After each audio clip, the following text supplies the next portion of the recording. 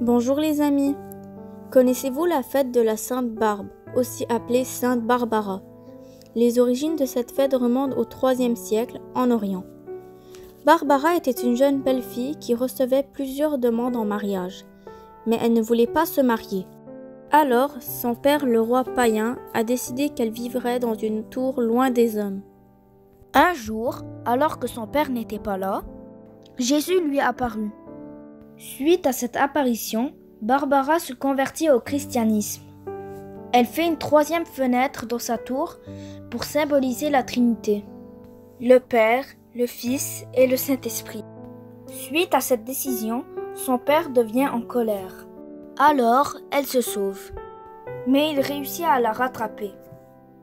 Barbara a été conduite devant le juge, mais elle refuse de renier la religion chrétienne. Le juge la condamne à être torturée devant le regard de son père.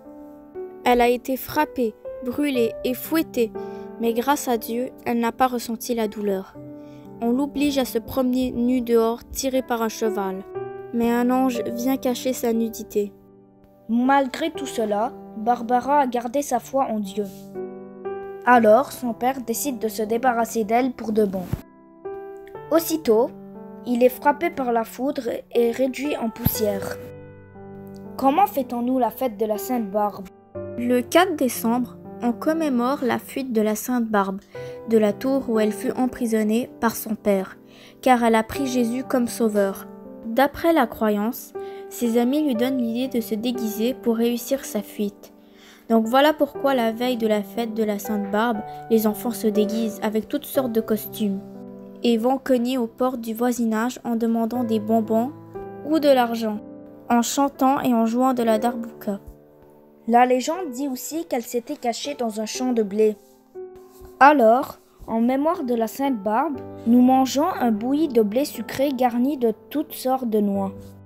Donc, nous espérons vous avoir appris un peu plus sur l'histoire et la fête de Sainte Barbe.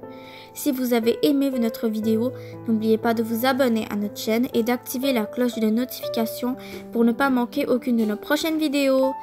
À bientôt!